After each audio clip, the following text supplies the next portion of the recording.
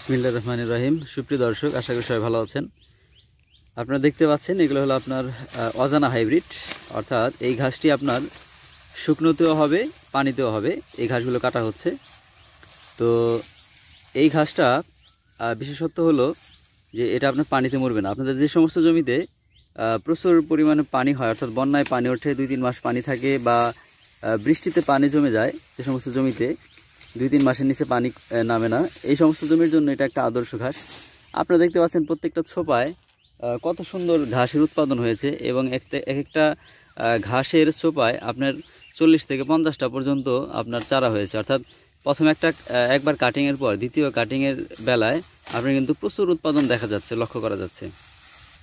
এবং এই ঘাসটা আপনার প্রোটিন পার্সেন্টও যথেষ্ট ভালো, এবং গবাদি পশুর ক্ষেত্রে আপনাদের যাদের পানি জলাবদ্ধ জমি তাদের জন্য অত্যন্ত গুরুত্বপূর্ণ এবং আদর্শ একটি ঘাস হলো এই আপনার এই জারাওয়ান এই অজানা হাইব্রিড ঘাসটি।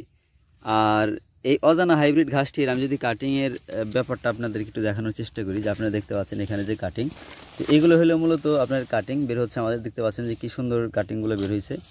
তো এই কাটিংগুলাই কিন্তু আপনার রোপণ করলেই আপনার এই যে এই 2টা করে চোখ থাকে, এবং 2টা করে চোখ থেকে আপনার এই চারাগুলো গজাবে। এবং প্রতিটা ছোপে, অর্থাৎ প্রত্যেকটা ছোপায়, যেমন ঘাসের যে একটা যে ছোপা আছে, এরকম একটা ছোপার মধ্যে আপনারা 2টা করে কাটিং রোপণ করবেন।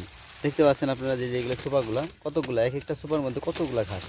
এই প্রত্যেকটা ছোপার মধ্যে কিন্তু আপনার কমপক্ষে 2 থেকে 3টা করে কাটিং রোপণ করতে হয়, যাতে সুন্দরভাবে ঘাসটা হয়। আর এবং গ্যাপ থাকতে হবে, একটা ছোপা থেকে আরেকটা ছোপের আপনার গ্যাপ থাকতে হবে মোটামুটি 1.5 ফিট, অর্থাৎ 1 হাত পর পর আপনার সুন্দর করে রোপণ করতে হয় এগুলো, তাহলে কিন্তু এখানে আপনার ভালো রেজাল্টটা পাওয়া যায়। তো এই ধরনের ঘাস আপনাদের যাদের লাগবে, আপনারা কিন্তু আমাদের স্ক্রিনে দেওয়া নম্বরটিতে যোগাযোগ করলে আপনার এই অজানা হাইব্রিড ঘাসটি সারা বাংলাদেশে পেয়ে যাবেন। এবং এই ঘাসটি পরিচর্যার ক্ষেত্রে আমি বলবো, প্রথমে জমি যখন প্রস্তুত করবেন, জমিটাকে ভালো করে চাষ করতে হবে। জমিটাকে চাষ করে তারপরে আপনার প্রতি শতাংশে 1 কেজি ডিএপি সার দিয়ে দিবেন। তারপরে নিয়মিত একটু রোপণের পর একটু পানি সেচ দিতে হবে।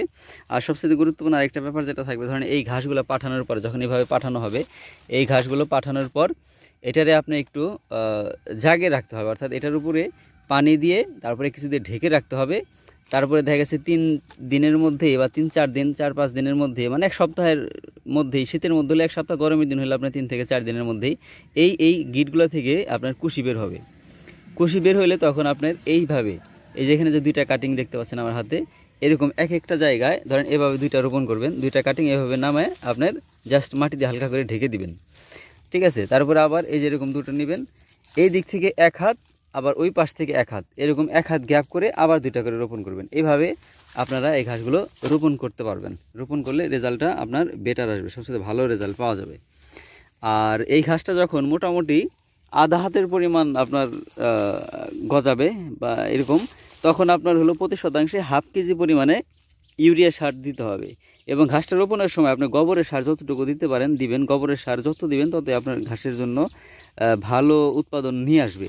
আর আপনার ঘাসের পাতাগুলো দেখছেন খুবই সফট, এবং এই ঘাসগুলো কিন্তু খুবই নরম। আমি যদি আপনাদেরকে একটু দেখাই, দেখতে পাচ্ছেন আপনারা যে এই দেওয়ার সাথে সাথে কিন্তু এটা ভেঙে যাচ্ছে, অর্থাৎ খুবই নরম। এই যে আপনারা দেখতে পাচ্ছেন, এটা ঘাসটা খুবই নরম, একদমই নরম একটা ঘাস, ঠিক আছে। আর এই ঘাসটা হয় যেহেতু এগুলো পানি জাতীয় ঘাস, এই ঘাসটার ভিতরে একটু ফাঁপা টাইপের হয়, ঠিক আছে, এবং ওজন অনেক হালকা হয়। তো এই ঘাসগুলো আপনারা কিন্তু যাদের জমিতে আপনার বৃষ্টির পানি জমে বা বন্যার পানি ওঠে, আপনারা কিন্তু এই ঘাসটি করতে পারেন। এটা আদর্শ একটা ঘাস।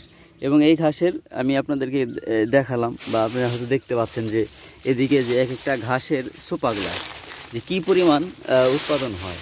এই যে ঘাসে একটা ছোপা দেখতে পাচ্ছেন আপনারা এখানে, যে দেখেন এখানে কতগুলা ঘাস হয়েছে।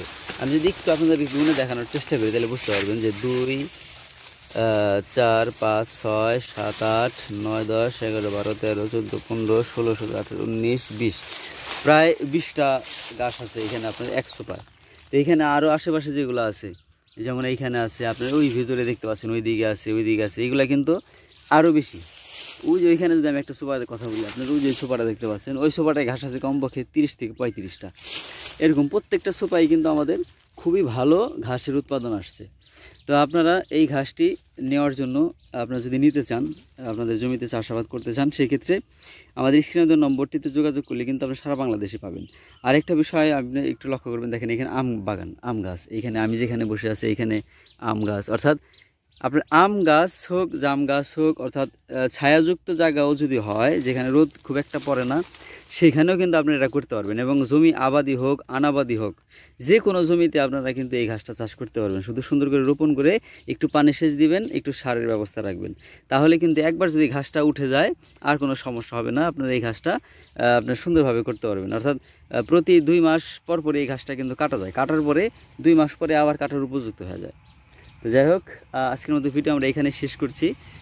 দেখা হবে পরবর্তী কোনো একটি ভিডিওতে। সে পর্যন্ত সবাই ভালো থাকুন, সুস্থ থাকুন। আল্লাহ হাফেজ।